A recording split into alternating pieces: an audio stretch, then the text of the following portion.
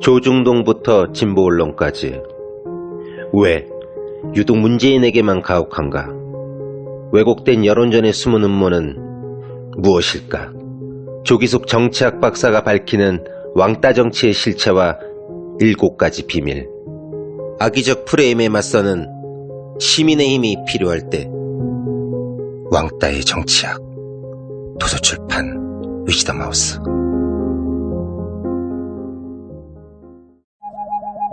굶고 뛰고 땀 빼고 다 해봤다.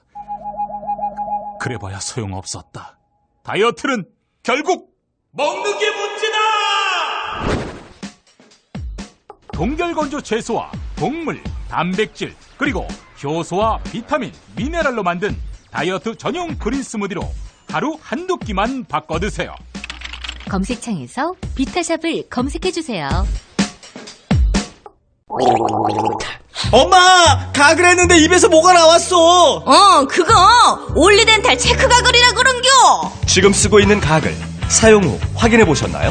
무색소, 무알콜, 무계면 활성제의 올리덴탈 체크 가글은 쉽게 나온 입안의 이물질을 눈으로 확인할 수 있습니다. 딴지마켓에서 판매 중입니다. 와, 잘 잤다. 둔하고 센스 없는 줄 알았더니 침대는 잘 골랐단 말이야. 여보, 어제 온 소파도 너무 편하던데 소파는 어디 거야? 당연히 쇼엔이지.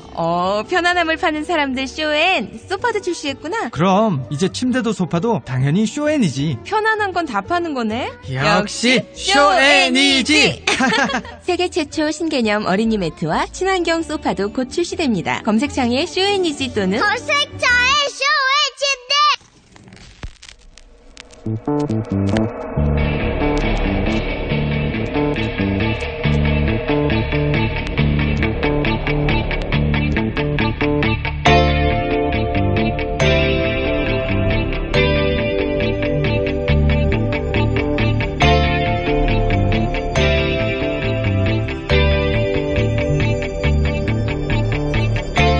안녕하세요, 김원준입니다. 오늘부터 여론조사 공표 금지 기간입니다. 어제까지의 조사 결과만 발표 가능하고 새로운 여론조사는 안 됩니다.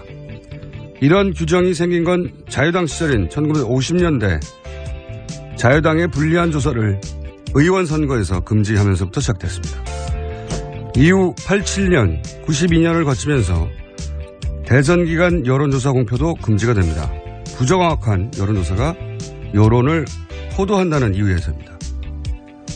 선진국 대부분의 국가에서는 8, 90년대 거꾸로 이 규정을 폐지합니다. 국민의 알 권리가 더 중요하기 때문인데요. 선진국들이 이런 규정을 폐지해갈 때 우리는 거꾸로 대선까지 확대한 겁니다. 저는 이 규정은 앞으로 반드시 폐지되어야 한다고 봅니다.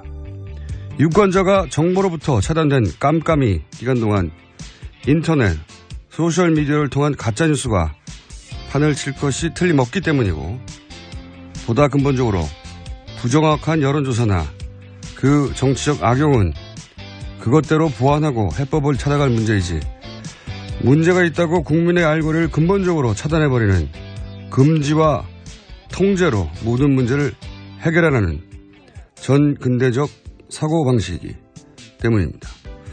김원준 생각이었습니다.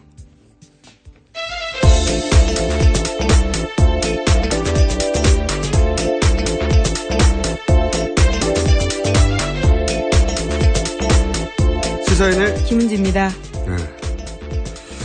이 여론조사 공표는 지금이 아니면 또 말할 타이밍이 없어서 제가 한번 언급했는데, 왜냐하면 5년 기다려야 되잖아요. 또 이 얘기를 하려면. 대선, 네. 네. 이게 자유당 시절 시작된 거군요. 여당에 불리하다고. 그리고 이제 92년에는 부정확한 여론조사로 여론에 악영향을 준다. 그것도 좀 이해가 안 가는데, 근데 다른 나라도 그랬었어요. 여론조사가 실제로 부정했어요. 그때는 기법이 지금처럼 발달하지 못했고. 아주 옛날이니까요. 예. 네. 실제로 부정했고, 그걸 이제 자기들이 유리하게 만들어내서 악용한 게 있죠. 근데 이제 이게 없어져 간 것은 결국은 사람들의 알 권리가, 국민들의 알 권리가 특히나 5년에 한 번, 4년에 한 번은 대선 기간에 가장 중요한 정보 중에 하나인데 참고할 만한, 그걸 못하게 하니까 결국은 이제 다 없애버렸는데, 이제는 이게 여론조사보다 더 훨씬 심각한 게 가짜뉴스잖아요. 안 나온 6일 동안 가짜뉴스가 판을 칠 텐데, 여론조사는 이제는 이제 여론조사 심의에 등록도 해야 되고. 그렇죠. 굉장히 자세히 볼 수 있습니다. 이상하면 따질 수나 있죠. 이제 카톡으로 틀림없이 가짜 여론조사, 가짜뉴스. 이미 10,000건 이상 불법 여론조사가 페이스북에 유통됐다고 하는데, 남은 6일은 더 하겠죠. 그러니까 이제 오히려 그런 조사를 막는 게, 더 큰 문제를 불러일으킨다. 그리고 사실은 알 권리를 이렇게 다 막아서 해결하려고 하면 안 되죠. 금지하고. 그래서 한번, 언급을 해뒀습니다. 아니면 지금 아니면 앞으로 5년 있다가 다시 해야 되기 때문에. 자, 어제 마지막 토론회가 있었죠? 네, 그렇습니다. 어제 사회 분야 TV 토론이었습니다. 네. 사회 분야가 사실은 다 갖다 붙일 수 있는. 그렇긴 하죠. 온갖 것을 다 갖다 붙일 수 있는. 자, 그러면 어제 여러 후보들이, 일본 후보이기 때문에 일본 후보가 공격을 제일 많이 받는 건 항상 그래왔고, 그러다 보니까 이제 문재인 후보가 주로, 질문을 받고 답하는 지금 저희 담은 목소리들만 하는데, 자, 첫 번째는 뭡니까? 누구와 누구 사이의 공방입니까? 네, 문재인 후보와 홍준표 후보 사이 공방입니다. 홍 후보가 적폐 논란에 대해서 새로운 버전으로 이야기를 꺼냈습니다. 자신을 화용하는 게 아니냐 이런 이야기를 했는데요. 한번 내용을 보시면 맥락을 알 수 있습니다. 어제 토론회를 못 보신 분들은 주고받는 몇 마디만 들어보면 금방 어떤 공방이 오가는지 아실 수가 있습니다. 들어보시겠습니다. 문 후보님이 대통령이 되시면 보수 불태우겠다고 했거든요. 그럼 나는 화형당하겠네요. 횃불 발언 이야기합니까? 제가 횃불을 이야기한 것은 우리 시민들이 들고 있는 촛불이 더 커져서 거대한 횃불이 되고 거대한 횃불들이 보수 정권이 만들어온 적폐들을 다 우리가 청산해야 된다. 그 말씀을 드린 것이죠. 보수 불태우겠다는 그 말은 안 했구만요. 횃불은 상징적인 표현 아닙니까? 네네. 네. 이 공방을 좀 더 왔다 갔다 했죠. 예. 네, 그 이후에 이해찬 의원 이야기까지 꺼내면서 보수 괴멸하겠다고 하는데 그럼 난 문드러지겠냐 이런 이야기도 했습니다. 이게 이제 홍준표 후보 특유의 기술이죠. 예. 자기 지지자를 향해서 저쪽에서 우리를 다 없애버린다는데 하는 그런 갈라치기 기술인 것이고, 문재인 후보도 문재인 후보 지지자들에게 설득될 적절한 답변을 했던 공방인 것 같습니다. 자, 그리고 이번에는 문재인 후보가 홍준표 후보를, 이거는 이제 홍준표 후보가 문재인 후보를 공격한 것이고요. 문재인 후보가 홍준표 후보를 공세를 취한 대목도 있습니다. 그게 4대강이었죠, 처음에? 예, 4대강 관련된 질문을 던졌습니다. 어떻게 생각하느냐라고 하는데 홍준표 후보는 4대강 찬성한다 이렇게 유일하게 밝혔습니다. 그렇죠. 환경 문제가 4대강 때문이 아니다. 네, 들어보시겠습니다. 4대강 사업 때문에 수질이 악화됐는데 그에 대한 대책이 무엇입니까? 4대강 때문에 녹조가 많이 늘었다. 동의하십니까? 예. 녹조는 질소와 인이 고온다습한 기후하고 만났을 때 녹조가 생깁니다. 맞는 말씀인데 그나마 강이 흐르면 낫죠. 강이 흐르는 게 소양댐이 지금 1년에 갇혀있는 시간이 얼마인 줄 압니까? 232일입니다. 소양댐 녹조 있습니까? 4대강 때문에 수질이 악화된 것이 아니다. 그래서 4대강 보도는 그대로 두겠다. 그거는 잘한 사업입니다. 네, 이건 이제 문재인 후보 쪽의 기술이죠. 네. 4대강에 관해서는 국민 여론이 이제 환경 문제의 주범이라고 하는데 크게 이견이 없는 상황인데, 홍준표 후보는 유독 4대강에 관해서는 잘한 사업이라고 강변하는, 제가 알기로는 도지사나 주요 정치인 중에 이렇게 4대강을 옹호하는 사람이 이제는 거의 없거든요. 그러다 보니까 기술이 들어간 거죠. 예. 홍준표 후보는 거기에 대해서 이제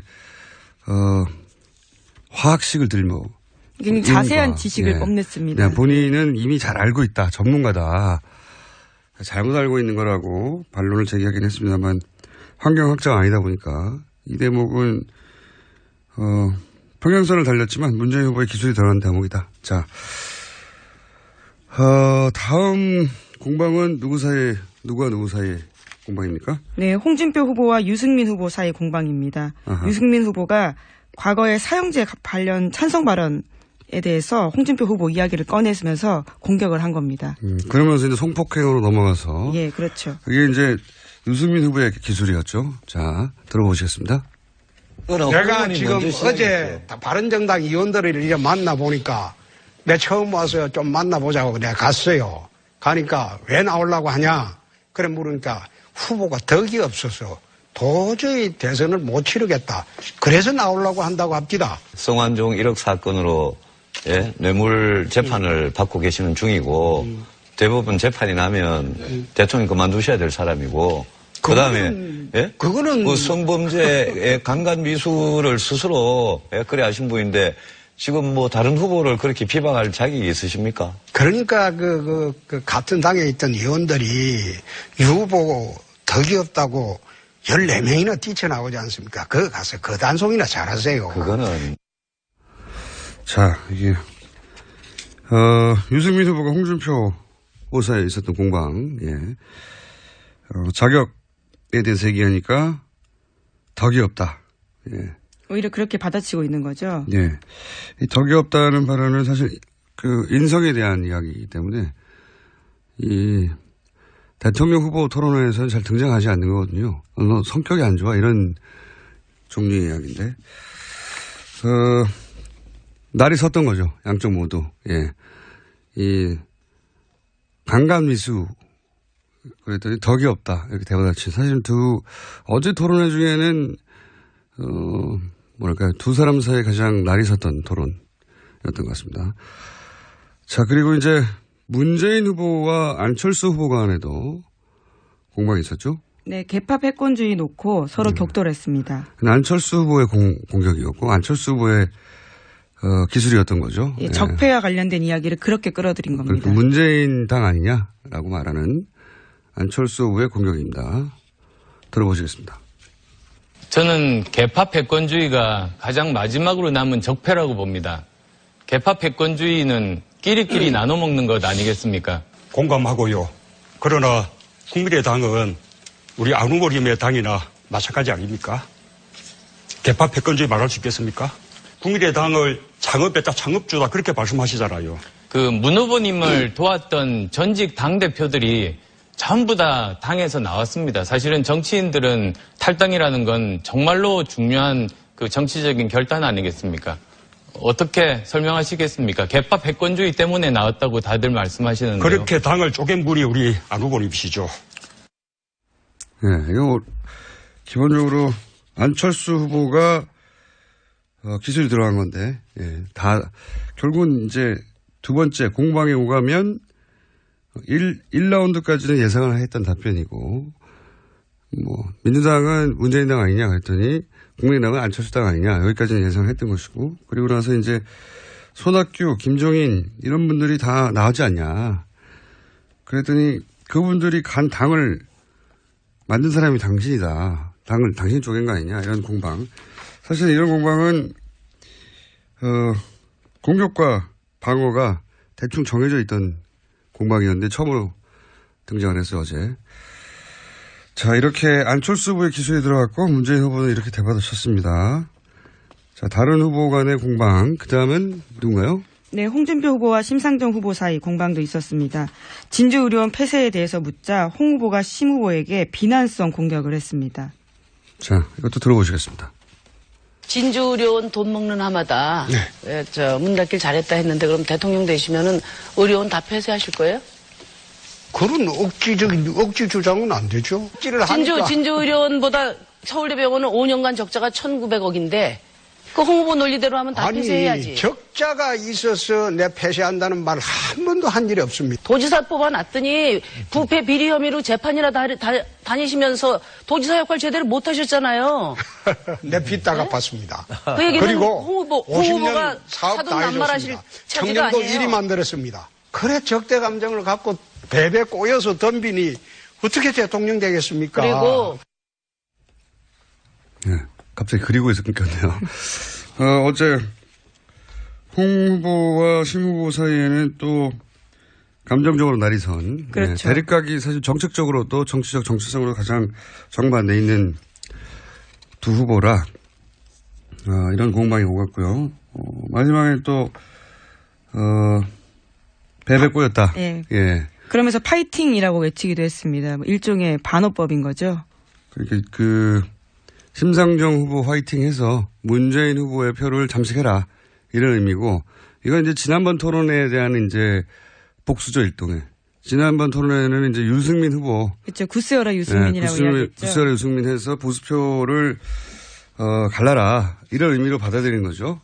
홍준표 후보가. 그 배배 꼬였다는 것도 아까 이제 인성 덕보를 하는 거하고 마찬가지로 사실 인성을 공격하는 건데 홍준표 후보가 잘하는 기술이죠 이게 또. 성완종 리스트와 관련된 이야기를 하다 보니까 또 발끈한 겁니다. 흥분하게 되고 그러면 꼭 인성에 대한 공격으로 대받아쳐서 마무리를 합니다. 홍준표 후보. 자 그리고 심상정 후보와 문재인 후보 이건 심상정 후보의 이제 공격 문재인 후보를 향한 공격. 있었어요, 어제? 네, 복지정책 관련해서 재원 마련 논란이 있었습니다. 본인이 어떻게, 문재인 후보가 다른지, 진보진영, 진보진영, 유권자들에게 이렇게 심상정이 선명하다라고 드러내기 위한 공세였습니다. 저 들어보시겠습니다. 향후 10년 이내에 OECD 평균 수준의 삶의 질, OECD 평균 수준의 복지를 이뤄내겠다. 그것이 제 복지국가 비전이거든요. 우리 문 후보님은 복지국가의 비전과 목표가 어떻게 되십니까? 우리가 장기적인 방향에 대해서는 공감하는데 심 후보님의 국힘 공약처럼 그렇게 급격하게 연간 70조나 이렇게 정세해서 우리는 또 저는 수권하겠다는 정당으로서 현실적으로 감당할 수 없는 부분을 공략할 수는 없는 것이죠.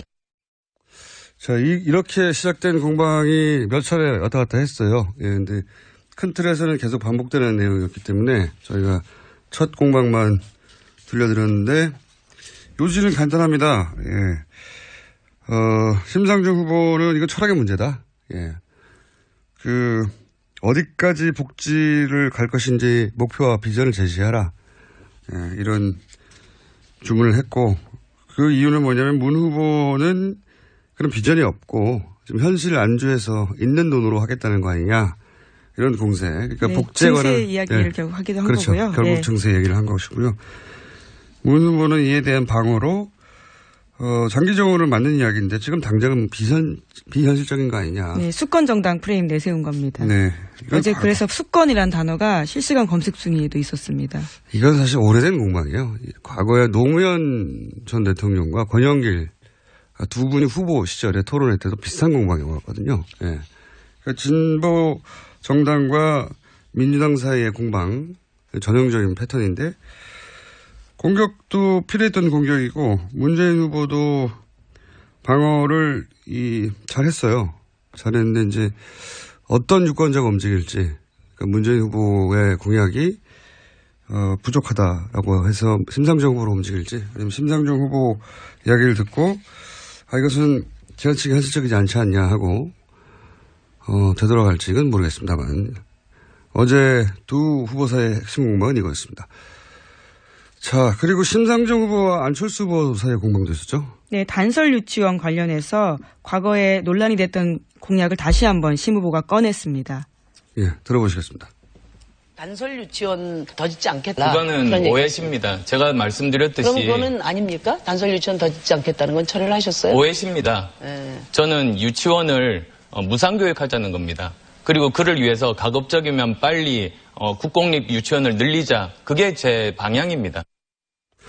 이 라운드도 몇 번 더 있긴 했었는데 결국은 이제 비슷한 얘기가 반복됐습니다. 단설 유치원에 대한 대처가 빠른 속도로 근본적으로 되지 않아서 지지율이 상승에 꺾였다 하는 게 지금 되돌아보면 여론조사 수치를 보면서 하는 대부분 총평인데 다시 한번 공격이 들어간 거죠. 그래서 네. 공약을 아예 철회하라 이렇게 이야기한 겁니다.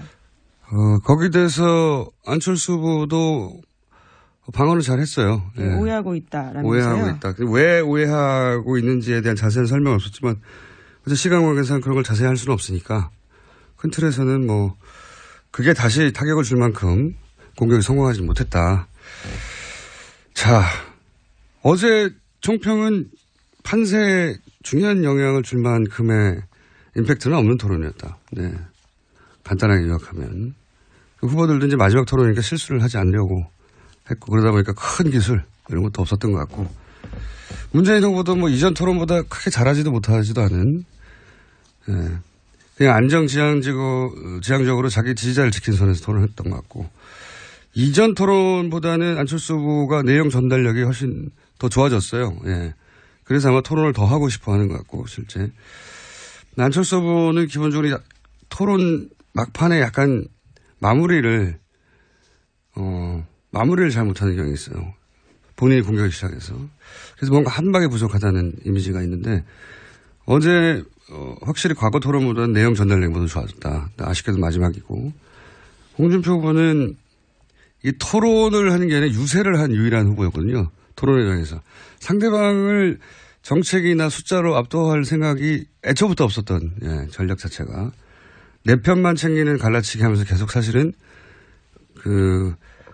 토론을 유세로 활용하면서 자기 편을 결집시켜 나가는 관점에서는 제가 그래서 그 관점에서는 토론을 잘했다 이렇게 총평하는데 어제는 그 관점에서 토론을 잘 못했어요. 계속 토론을 통해 득표를 쌓아왔다면 어제는 이제 일정 정도 자기 편 코어는 모으고 중도 보수로 이제 확장해 나가야 하는 타이밍이었단 말이죠. 그러다 보니까 그렇게 큰 기술을 확 갈라치는 그러면서 존재감도 좀 약해지고 디테일이 약한 게 부각되고 어제 토론 홍준표 후보는 성공적이지 못했던 것 같아요. 홍준표 후보가 토론을 항상 못했다고 총평을 듣더라도 저는 잘했다고 생각해 왔는데 목적 자체가 자기 편을 결집시키는 거니까요. 어제는 아니었던 것 같고 심상정 후보도 본인 강점이 토론 기술, 강단에 있는 태도 이런 거지 않습니까? 그래서 문재인 후보와 차별화를 시도하면서 선명성을 극대화하는 목표였던 것 같은데 준비가 충분하지 못했던 것 같아요. 그러니까 이상적이지 않냐 지나치게 이게 반론인데 그게 왜 이상적이지 않은지를 설명해내지 못한 게 아닌가. 평소 실력을 다 발휘 못했다. 저는 그렇게 보고요. 토론 내용과 무관하게 어제 토론의 유일한 승자는 저는 유승민 후보였다고 봅니다. 예. 시간을 아껴서 이제 자신이 처한 상황에 대해 말을 했던 것에 사람들이 이제 정서적으로 토론 내용과 무관하게 반응을 했었는데 자 마지막 발언은 저희가 좀 모아봤습니다. 제가 어제의 승자가 유승민 후보였다라고 말씀드린 이유가 등장하는데 마지막 발언 중에 핵심 저희가 모았습니다. 5년 전 이 약속을 지키지 못했습니다. 세월호의 아픔, 또 국정농단의 아픔을 겪었습니다. 제가 부족했던 탓입니다. 죄송합니다. 경비원 아들도 대통령이 될 수 있는 나라, 까막눈의 아들도 대통령이 될 수 있는 나라, 바로 대한민국입니다. 그것이 이 나라 민주주의입니다. 12월 9일 부탁드립니다. 저 안철수 양당 기득권 세력들 물리치고 새로운 정치 시대 만들려고 여기까지 왔습니다. 내일부터 녹색 정치 혁명이 시작됩니다. 안보는 저는 누구보다도 굳건한 보수입니다. 정통 보수입니다. 그러나 민생은 그동안의 낡은 보수가 이제 생각을 바꿔야 됩니다. 국민 여러분께서 저희 손을 잡아주십시오. 고맙습니다. 정권 교체를 위해서 양보도 해야 했고 또 사표론 때문에 저희가 노력한 만큼 평가를 받지 못할 때도 있었습니다. 그러나 이번 대통령 선거 촛불이 이미 정권 교체 해놓으셨습니다. 자, 마지막 발언들 중에 저희가 좀 가능하면 뭐랄까요 인상에 남는 부분만 골라보려고 했는데 문재인 후보는 이제 5년 전에 죄송하다. 네, 이 부분은 선거를 바로 앞두고 죄송하다는 말을 하는 경우가 잘 없기 때문에 저희가 골라봤고 이번에는 꼭 뽑아달라는 얘기죠. 과거의 지지자들이 다시 한번 결집해달라는. 홍준표 후보는 잘 나가다가 이제 12월 9일. 네, 대선은 5월 9일입니다. 5월 9일인데. 12월 9일은 탄핵소추안 국회 의결된 날이거든요. 원래 이제 12월에 있으니까 12월과 9일이 이제 헷갈렸던 거죠. 재밌어서 저희가 한번 뽑아본 거고요. 그리고, 안철수 후보는 내일부터 녹색혁명이다. 요 대목도 의미는 알겠는데 사람들이 이제 붙잡아내서 왜 내일부터 녹색혁명이라고 진작에 녹색혁명이 일어났어야 승리하지 않겠냐 그렇게 해석할 수 있는 대목이라 뽑아봤고, 유승민 후보는 12척을 저희가 지금 뽑지 못했네요. 마무리 발언에서. 이게 어제 인상적인 발언이었는데 이제 다 탈당하고 13명이 탈당하고 이제 본인의 처지를 이순신 장군의 12척이 여전히 남아있다라고 비유하면서 말했는데 이 대목이 정서적 어필이 있었을 거라고 봅니다. 예. 그리고 심상정 후보도 무난하게 본인이 마지막에 해야 될 말을 했고요. 자, 여기까지 할까요? 네. 네. 네. 바른정당 소식 하나 말씀드리자면요. 네. 황영철 의원이 탈당 보류하겠다 이렇게 밝혔습니다. 그래서 13명에서 12명으로 줄었습니다. 장제원 의원, 권성동 의원 등등을 탄핵에서 앞장섰던 분들은 받지 못하겠다 뭐 이런 논란에 오가는 가운데 황영철 의원이 이제 보류를 한 거죠. 예. 저희가 이 부분은 다시 짚어보겠습니다. 따로 인터뷰로. 여기까지 하겠습니다. 시사인의 김은지였습니다. 감사합니다. 모닝똥? 제겐 사치였죠. 내가 토끼인지 토끼똥이 나인지 내가 변을 본 것인지 변을 당한 것인지 나는 바나나이고 싶다. 간혹 구렁이이고도 싶다. 아 큰일 났네. 이거 이러면 다 죽어. 미궁 장사랑! 빅똥의 추억 미궁 장사랑이 찾아드립니다. 혈중 콜레스테롤 개선과 배변 활동에 도움을 주는 건강기능식품입니다. 검색창에 미궁 장사랑. 골반 잡자 바로 잡자 바디로직 허리 통증 바로 잡자 바디로직 몸매 교정 바로 잡자 바디로직 자세가 좋아지는 골반 교정 타이즈 바디로직. 검색창에 골반 교정 바디로직 삐딱한 남성 골반 허리에도 역시 바디로직입니다. 바디로직의 효과를 못 느끼셨다면 100% 환불해드립니다. 자세한 환불 조건은 홈페이지를 참조하세요. 아무도 묻지도 따지지도 않고 가입하셨다고요? 보험은 너무 어려워요. 걱정 마십시오. 마이보험 체크가 도와드립니다. 1800-7917 마이보험 체크로 지금 전화주세요. 1800-7917 이미 가입한 보험이나 신규 보험도 가장 좋은 조건을 체크해서 찾아드립니다. 인터넷 한글 주소 마이보험.com 또는 카카오톡에서 아이디 검색 마이보험을 친구 추가하여 상담하실 수 있습니다.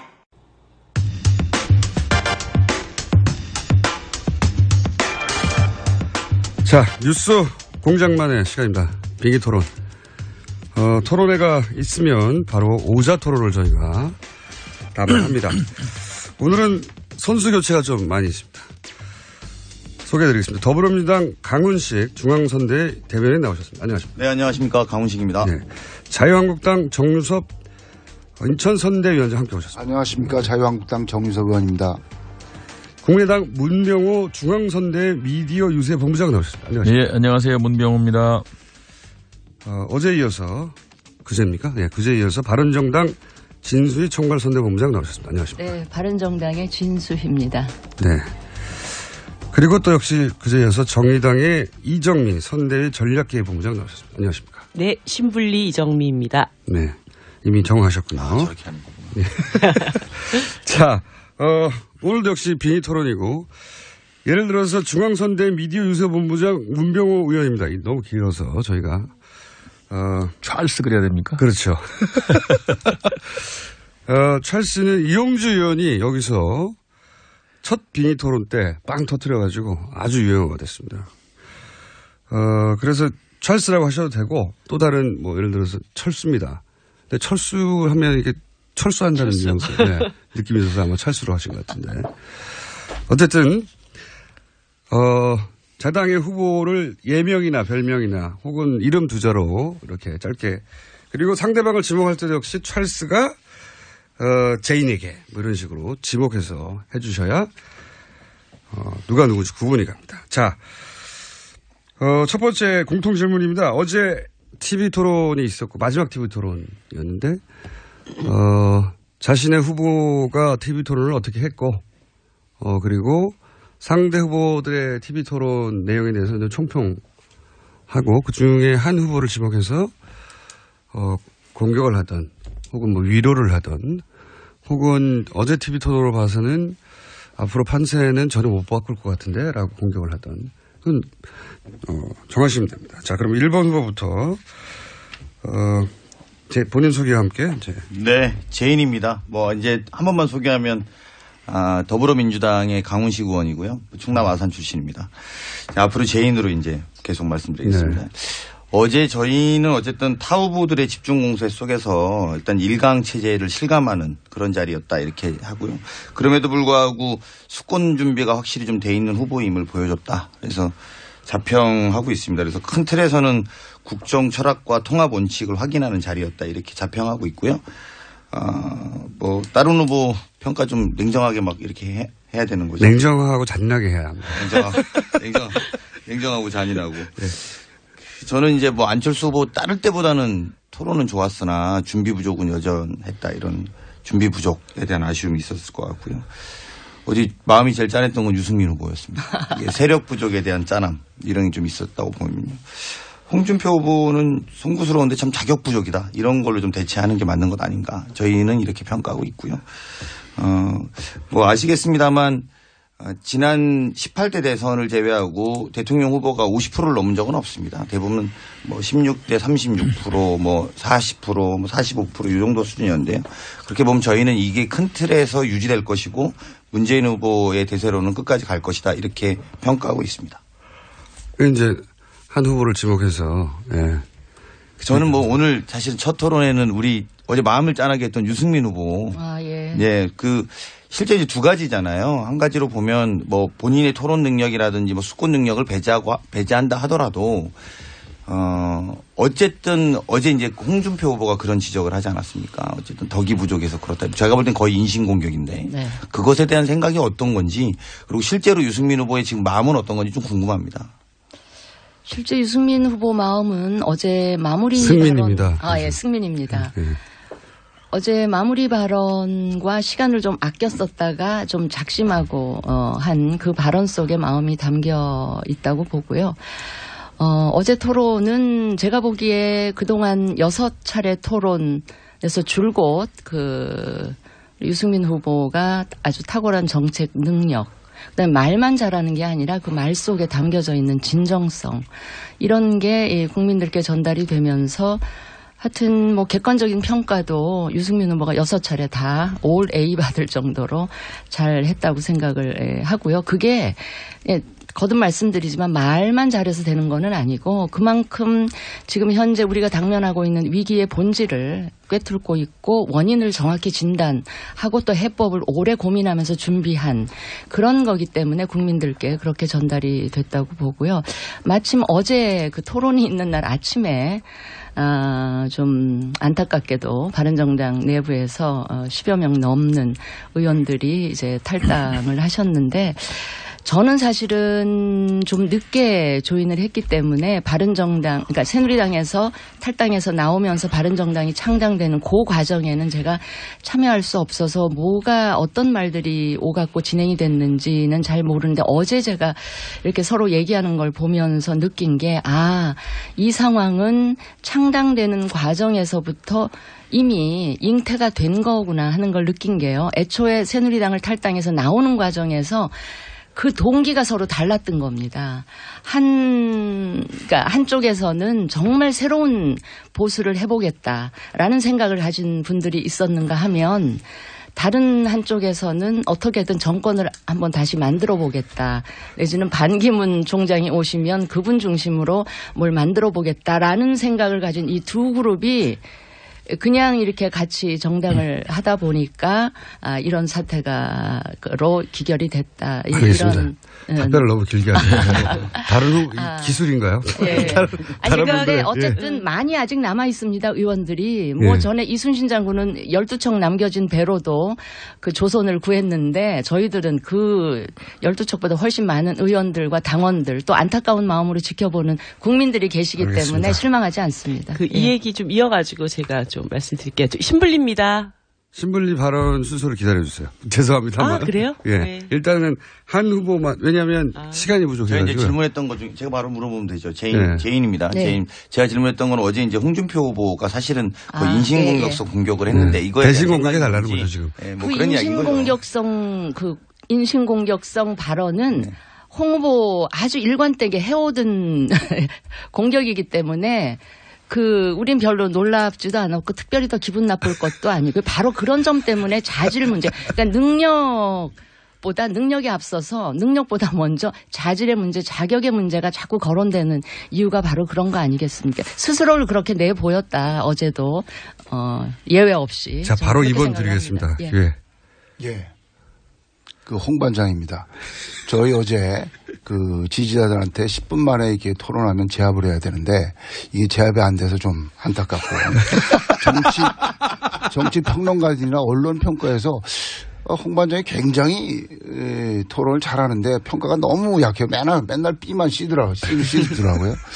어제 하신 분 중에서 유승민 후보에 대해서 뭐 명쾌한 논리 또 컨텐츠 뭐 이런 거 잘 하신 것 같아요. 근데 이제 뭐 덕이 없다 그게 뭐 인신공격한 게 아니고요. 홍 반장이 직접 들은 거예요. 바른정당 탈당한 의원한테 들은 얘기를 뭐 그대로 전달한 것이라는 말씀 드리고요. 어제 저희가 안타까운 건 이제 문재인 후보가 저희가 보기에는 뭐 질문을 이해 못하는 게 많아요. 뭐 애매하게 돼버리는 이게 무슨 부자 몸조심 하는 건지 뭐 대강 이거 뭐 1등하고 하는데 대강 이렇게 해서 넘어가려고 하는 건지 정권을 대권을 잡겠다고 하면 그 질문에 대해서 명확하게 자기 의사를 표명을 해야죠. 그냥 두리뭉실 뭐 구렁이 담 넘어가듯이 그렇게 하는 게 좀 문재인 후보한테 느껴졌다 이렇게 말씀을 드리겠습니다. 네. 질문. 그러면 질문을 하신 겁니까 지금? 질문요. 네. 질문은 이게 이제 말끝마다 보면 이명박근혜 정부에서 이렇게 해서 못했다 하면서 뭐 다시 무슨 들춰보겠다 이러면서 이제 국민들이 바라는 건 미래 얘기를 해달라고 하는데 미래 우리가 어떻게 하자 하는데 계속 못했다는 얘기, 과거 얘기만 한단 말이죠. 네. 그거 퇴행적인 거 아닙니까? 맞습니다. 뭐 제가 답변해드리면 되죠. 네. 일단 뭐 2가지 말씀드리면 아까 제인입니다. 예, 제인입니다. 네. 일단 말씀하신 것처럼 얼버무린다 부자 몸조심 뭐 이렇게 말씀하신 거 부자죠. 저희가 몸조심 해야죠. 사실 지금 더 하면 뭐합니까? 열심히 잘 지키면 된다. 저희 이렇게 솔직하게 말씀드리면 그렇습니다. 다만 홍준표 후보가 적어도 미래에 대한 이야기 할 수 있는 거냐. 사실은 이번 선거 과정에서 적폐청산 논란이 계속되고 있거든요. 이건 뭐냐면 자유한국당이 적폐청산을 스스로 하면 되는 문제입니다. 우리가 지금 지금 나라가 이렇게 어려워서 6개월 동안 1,600만 명이 길거리에 나가고 이랬던 것도 아무도 책임진 사람이 없잖아요. 수권정당으로서. 근데 이 부분에 대한 책임을 먼저 좀 지고 우리 이런 거 사과하고 이런 거 잘못했고 그리고 우리는 정말 너무 미안해서 대통령 후보로서의 스스로로서 좀 부끄럽다. 이런 정도까지 나왔어야 된다라는 게 저희들의 1차적인 문제이시고요. 그리고 나서 그런 것들이 좀 청산이 되면 미래 이야기를 충분히 좀 해야죠. 근데 지금 이게 혼재돼 있습니다. 그러니까 아시다시피 아무런 국민들은 대통령이 탄핵되고 대통령하고 최순실 김기춘 이렇게 몇 분 감옥 간 이후에 아무런 지난 9년 동안에 대한 평가가 없는 거예요. 정확하게 보면서 이 부분에 대한 평가 물론 바른정당은 이건 좀 반성해야 되겠다. 그래서 우리가 좀 새롭게 시작해 보겠다. 새로운 보수를 해보겠다라고 하는 건 좀 이해가 되는데 자유한국당은 이런 말 할 만한 저는 의미가 있는지 잘 모르겠어요. 적폐청산은요. 국민이 심판하는 거예요. 민주당에서 심판하는 게 아닙니다. 그리고 우리 당내 국정농단에 관여하는 사람도 많아요. 아니 그러니까 제가 말씀드렸잖아요. 싸가지로 물어서 경남도지사가 무슨 먼저 적폐청산을 경남도지사가 청와대에서 뭘 했습니까? 제가 오히려 여쭙고 싶은 홍 반장이 경남도지사에서 홍 반장이 무슨 친박입니까? 아니 그렇게 얘기하시면 안 되죠. 제가 홍 반장님한테 여쭤볼게요. 홍 반장도 여기 자유한국당을 개혁하겠다고. 홍 반장님한테 여쭤볼게요. 개혁하겠다고 그럼 무슨 개혁을 했습니까? 지금 지금 한 달밖에 안 됐어요. 아무 개혁을 안 했잖아요. 근데 지금 잠시만요. 자유한국당 소속의 당원인데 더불어민주당이 그런 얘기 할 자격이 없는 것 같은데 제가 잠깐만요. 예, 두 분은 빙의 토론에 아주 컨셉에 맞게끔 잘 싸워주셨고요. 앞으로 3부에서 시간이 있으니까 일단은 지금 한 상대방만 지정해서 하는 시간이. 왜냐하면 그렇게 하지 않으면 나중에는 자유 토론을 하는데 충분히 원하는 바를 전달을 못 해가지고요. 저희가 처음부터 자유 토론을 했더니 무슨 내용인지 알아들을 수가 없어요. 전부 다. 그래서 이렇게 룰을 정했으니까 잠시만 기다려주시고 이제 3번 찬스 같습니다. 예. 가장 잘하는 후보는 안철수 후보라고 철수입니다. 생각합니다. 저는 철수라고 하겠습니다. 철수가 별로 저는 좋아하지 않아요. 그 용어를. 철수로 하겠습니다. 네. 가장 잘하는 후보는 역시 안철수 후보고요. 안철수 후보는 싸움 잘 못해요. 근데 이제 이 토론의 초반에 싸움식의 토론이 되다 보니까 좀 제대로 하지를 못하셨는데 이제 후반에 갈수록 좀 토론에다운 그런 모습을 보이고 있어서 이제 안철수 후보도 이제 토론은 상당히 잘하는 분이기 때문에 상당히 어제 잘했다고 생각합니다. 정책이나 전문성이 돋보였고요. 역시 이제 그동안에 조금 불안하다는 그러한 지적들이 있었는데 어제는 상당히 당당하게 잘하신 것 같습니다. 가장 못한 후보는 문재인 후보라고 생각합니다. 문재인 후보는 좀 답답한 게요. 다른 후보들은 대통령 후보가 된 게 이제 1년 안쪽입니다. 그래서 조금 부족한 점이 있을 수 있는데 문재인 후보께서는 5년 전에도 대통령 후보를 했지 않습니까? 그리고 제1야당의 대주주로서 지난 5년 동안 국정 경험을 하셨는데 전 답답한 게 무슨 의지를 주도한 게 없어요. 늘 그냥 수세적이고 적당히 어물적 변명적으로 나가고 그렇게 하는 게 참 문제라고 봅니다. 그래서 과연 이런 문재인 후보에게 국가 운영을 맡길 수 있는가. 이미 지난 5년 동안 그렇게 경험하고 유리한 지위에 있었음에도 불구하고 아무런 비전을 내놓지 못하고 있다. 한마디로 말해서 무능하다는 게 증명이 돼버렸다는 겁니다. 그래서 가장 대통령으로서 자격이 없고 능력이 없는 분이 문재인 후보다. 그것이 어제 토론에서 나타났다. 그동안의 토론에서도 드러난 거다라고 생각합니다. 다른 후보들에 대한 평가는 다른 후보들 안 하셔도 다 되고. 잘하셨습니다. 확실하다. 너무 야박하신데. 자, 그러면 포인트 이게 확실해. 공격이 들어간 겁니까? 문재인 후보, 문재인 후보에게. 문재인 후보가 자격이 가장 없는 사람이라고. 제인입니다. 제인입니다. 제가 굳이 답변 안 드려도 국민들이 이미 여론조사로 평가하고 있고 자격되는 후보가 왜 여론조사에서 지지율 계속 떨어지는지 전 잘 모르겠습니다. 저희가 계속 선거를 시작해서 지금까지 한결같은 지지율을 유지하고 있는 것 이게 국민의 평가라고 저희는 보고 있고요. 그리고 토론을 잘 했음에도 불구하고 여론조사가 떨어지는 걸 오히려 우리 철수께서 말씀을 해주시는 게 좀 합리적인 이야기다. 저는 이렇게 보고 있습니다. 승민입니다. 네. 잠깐만요. 물론, 예. 끝나신 거예요? 이제 공방이 두 분 사이에? 이렇게 싱겁게? 예. 제가 아까 지적을 룰을 이제 어떻게 하는 거예요? 저는 언제 얘기하는 거예요? 마지막에 5번이기 때문에. 예, 승민입니다. 문재인 후보가 지지율 제일 앞서가는 거는 저 인정을 합니다. 그러니까 더더욱 걱정되는 게 뭐냐면 계속 토론을 여러 차례 보면서 제2의 박근혜가 되는 거 아닌가 이런 생각이 자꾸 드는 거예요. 굉장히 불안해지는 거예요. 그러니까 어제 토론만 봐도 아마 유승민 후보가 그거 물었을 거예요. 교육 관련 토론에서 수시 모집이 줄어들면 정시가 늘어나는 건 너무나 당연한 건데 그거를 이해를 못 하세요. 물론 이런 지적이 대통령이 그렇게 디테일한 것까지 다 알 필요가 있냐 이렇게 얘기를 하실 수도 있는데 지난번 경제토론에서도 약간 구체적인 거 나오니까 정책본부장한테 물어보라. 이런 걸 보면서 이게 또 다른 무능한 대통령을 우리가 지난번 박근혜 대통령 무능한 거 보면서 얼마나 국민들이 고통받고 국가적으로 피해를 입었습니까? 그래서 그게 굉장히 어제 토론을 보면서 걱정이 됐고요. 우리 안철수 후보는 아까 준비가 덜 됐다 그랬는데 저는 준비를 너무 많이 하셨는데 그거를 잘 전달을 하는데 좀 문제가 고맙습니다. 있지 예. 정확히 보시네요. 않았나 싶고요. 우리 심상정 후보는 여전히 토론에서는 아주 발군의 실력을 갖고 있다고 보고요. 홍준표 후보에 대해서는 제가 아까 일단 이야기를 했기 때문에 더 이상 언급하지 않겠습니다. 예. 질문은 제인입니다. 저희 걱정된다는 말씀. 제인입니다. 네, 제인입니다. 걱정해 주셔서 감사하고 사실은 그렇습니다. TV 토론에서 구체적인 수치라든지 방향 이런 것들도 물론 중요하고 어떤 답변에 대해서 문재인 후보인들 또 다른 후보도 마찬가지겠지만 아쉬운 게 왜 없겠습니까? 그런데 더 잘 아시겠습니다만 대통령으로서 가장 중요한 건 국정 운영의 철학과 원칙이라고 봅니다. 물론 어떠한 교육 개혁에 대한 일반적인 정책에 대한 디테일을 갖고 계시기도 하죠. 그리고 어제 그 말씀은 사실은 문재인 후보 말씀을 잘 들어보면 아주 당연한 질문이잖아요.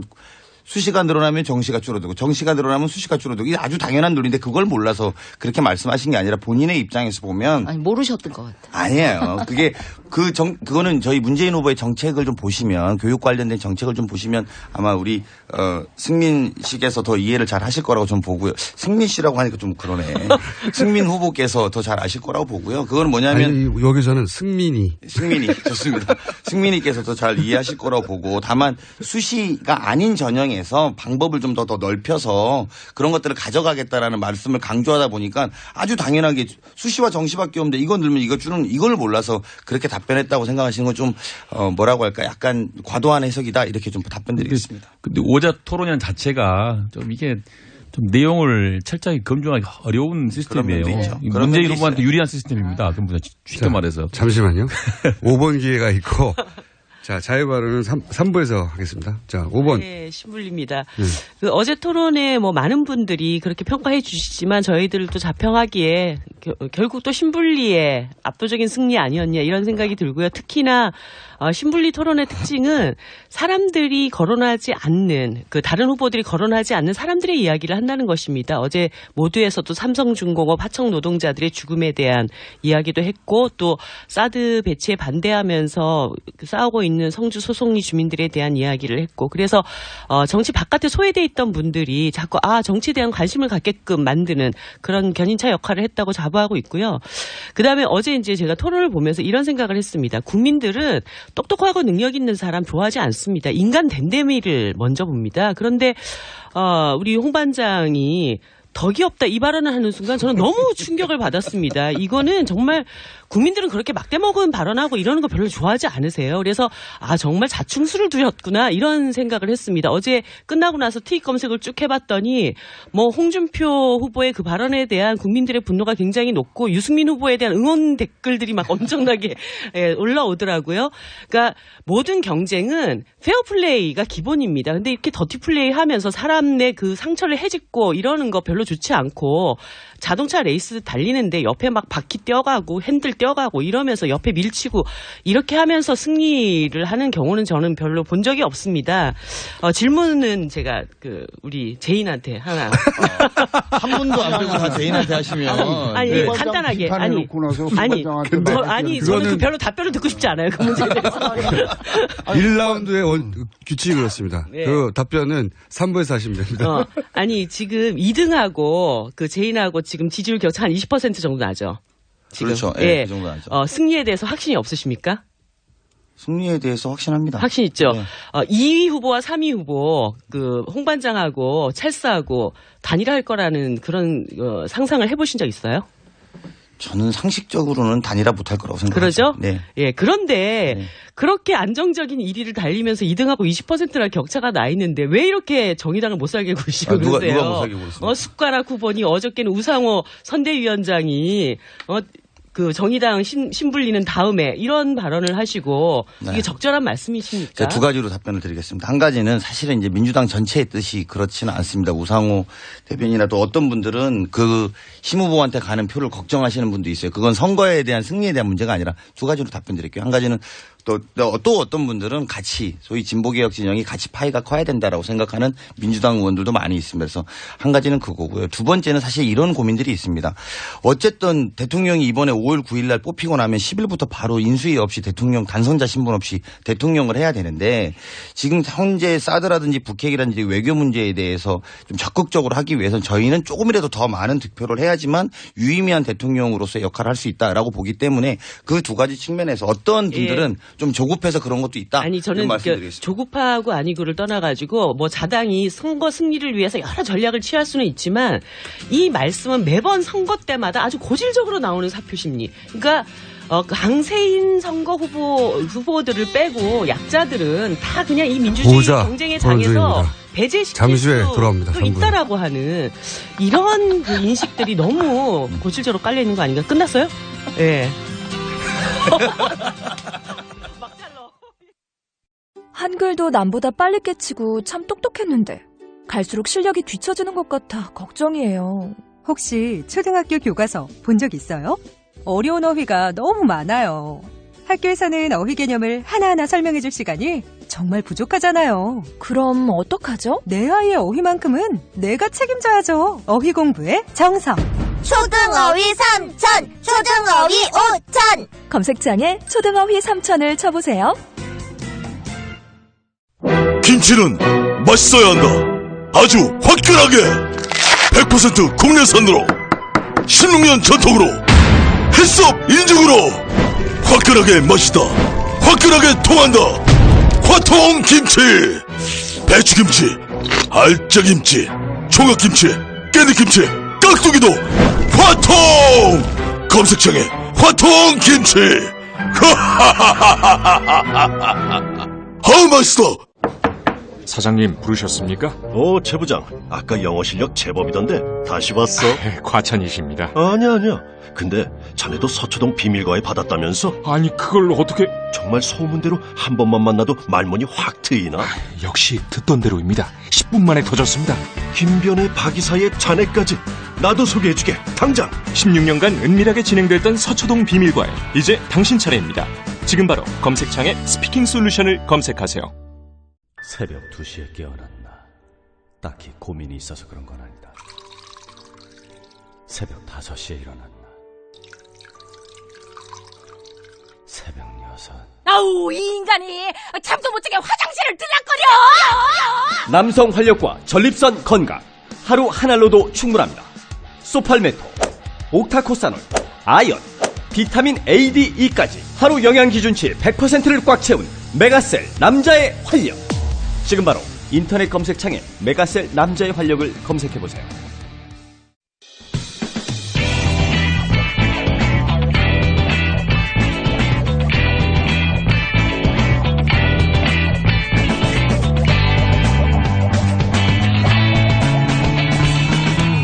김어준의 뉴스공장.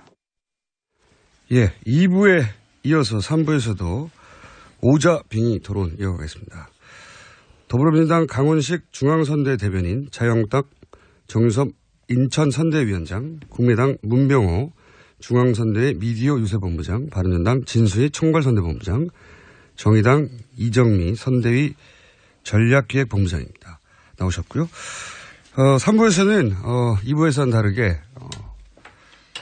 1회로 상대를 지목하지 않으셔도 되고 상대가 발언할 때 다른 당에서도 얼마든지, 다만 손을 들고 하다 보면 손 안 들고 막 하시게 되는데 자 손 들다 삿대질이 먼저 나. 하다 보면 삿대질도 오고 하고 삿대질이 저희가 원하는 컨셉입니다.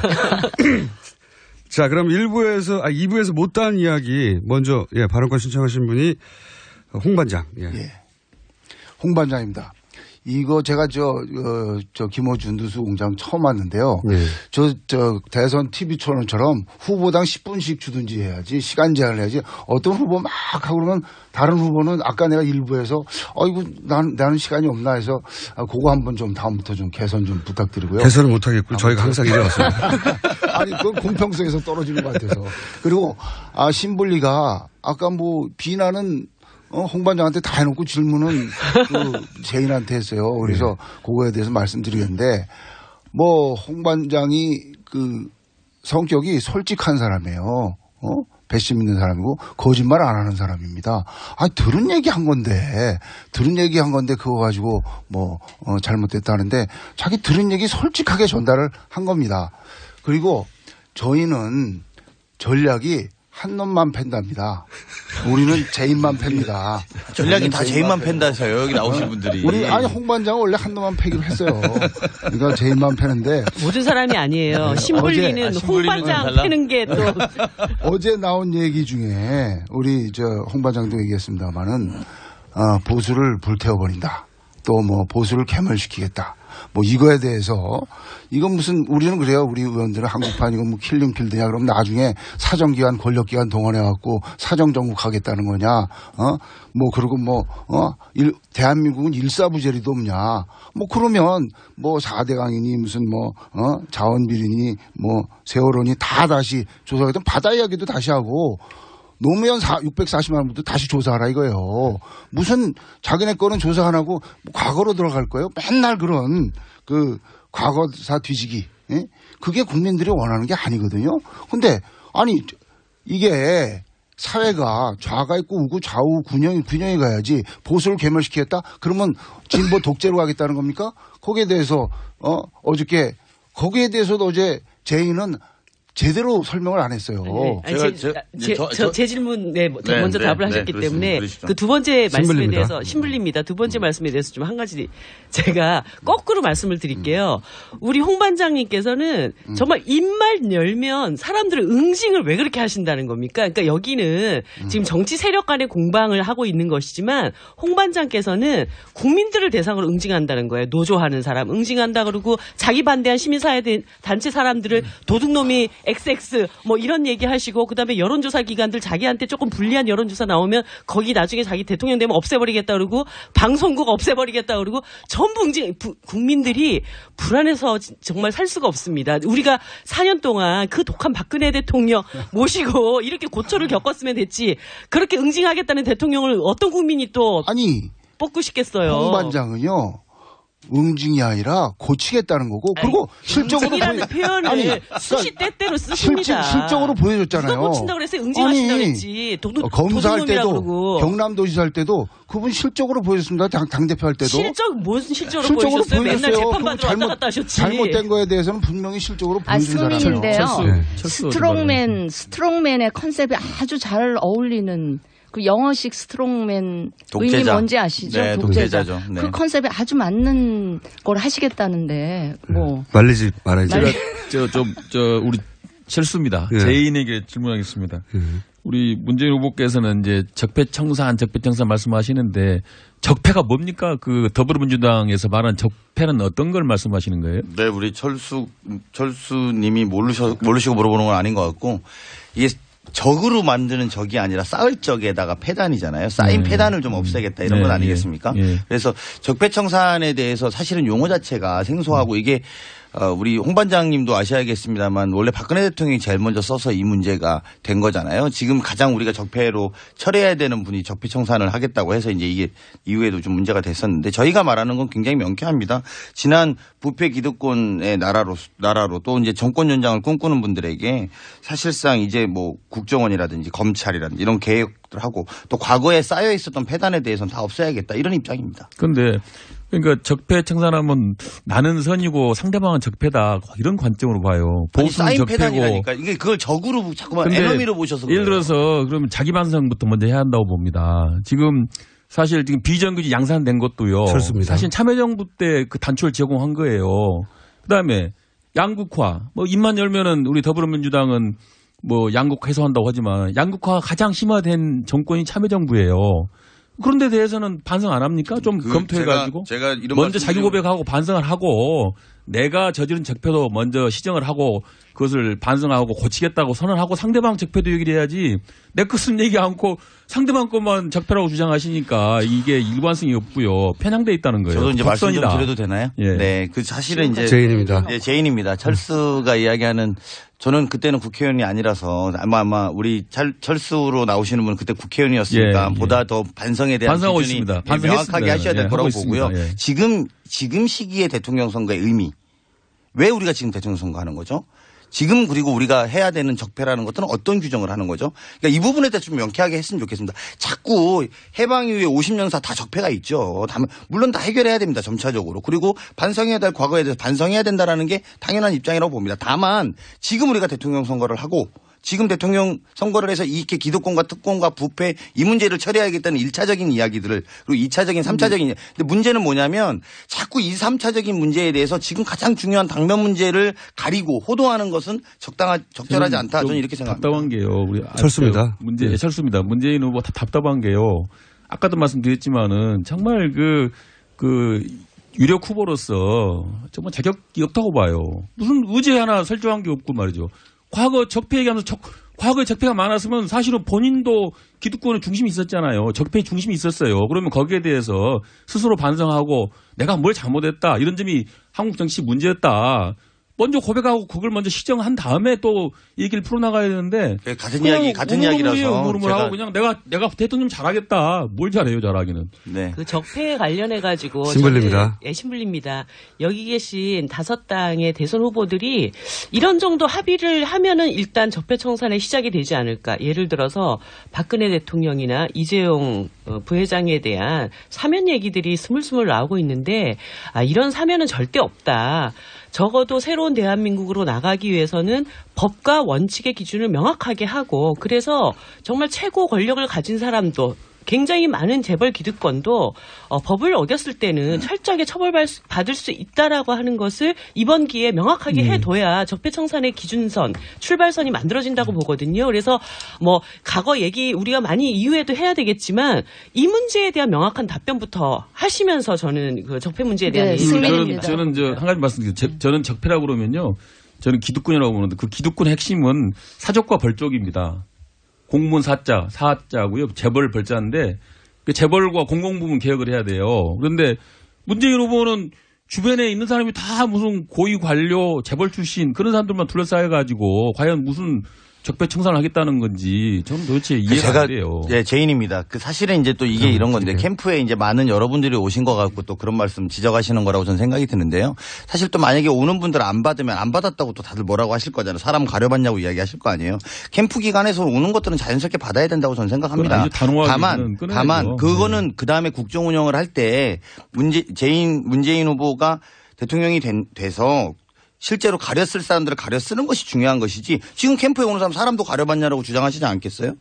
가려받아야죠. 예, 어떻게 그걸 가려봤습니까? 그런 정도 배짱이나 어떤 컨셉이었으면은 대통령이 잘할 수가 없습니다. 예, 승민입니다.